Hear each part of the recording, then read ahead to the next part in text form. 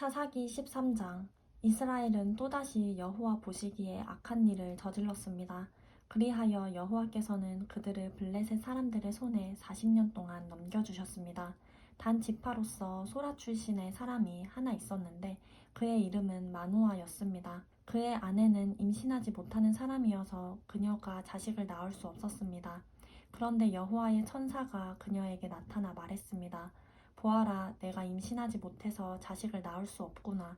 그러나 내가 잉태해 아들을 낳을 것이다.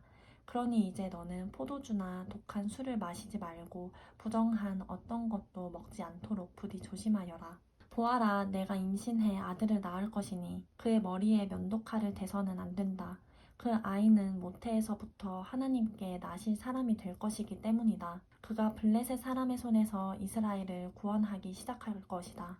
그러자 아내는 남편에게 가서 말했습니다. 하나님의 사람이 제게 왔는데 그의 모양이 마치 하나님의 천사처럼 보여 너무 두려웠습니다. 저는 그가 어디에서 왔는지 물어보지 못했고 그도 자기 이름을 제게 말해주지 않았습니다.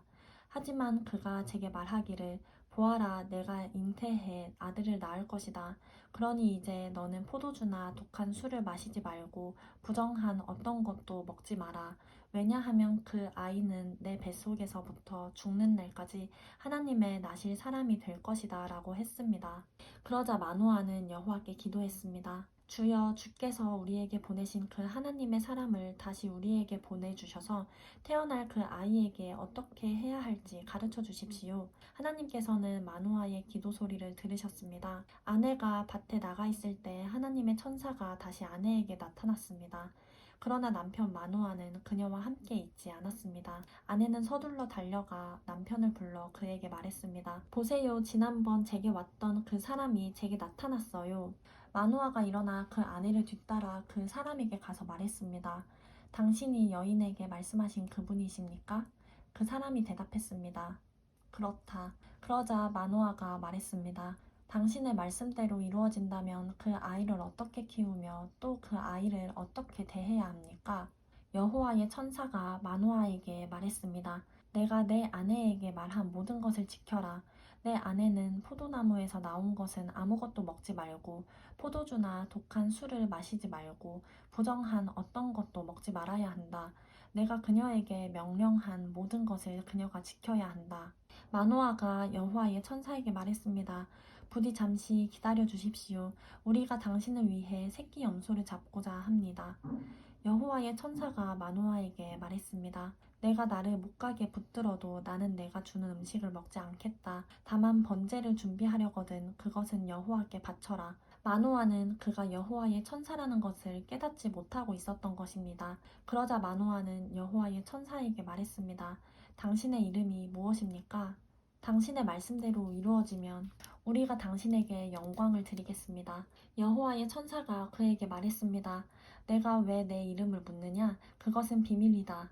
그래서 마노아는 곡식 제물과 함께 새끼 염소를 가져다 바위 위에서 여호와께 제사를 드렸습니다.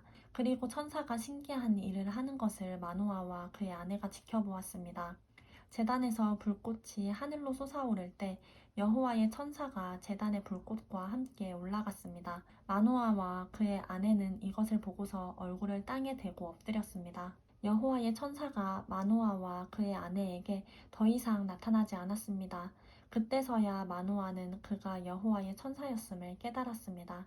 마노아가 그의 아내에게 말했습니다. 우리가 하나님을 보았으니 우리는 필히 죽을 것이요. 그러나 그의 아내가 그에게 대답했습니다. 만약 여호와께서 우리를 죽이실 생각이었다면 우리 손으로 드린 번제와 곡식 제물을 받지 않으셨을 것입니다. 또 이 모든 일을 우리에게 보여주지 않으셨을 것이고 이런 일을 지금처럼 우리에게 말씀하지 않으셨을 것입니다. 그 여자가 아들을 낳아 그 이름을 삼손이라고 지었습니다. 그 아이는 잘 자라났고 여호와께서 그에게 복 주셨습니다. 그가 소라와 에스다올 사이에 있는 마하네단에 있을 때 여호와의 영이 그를 움직이기 시작하셨습니다.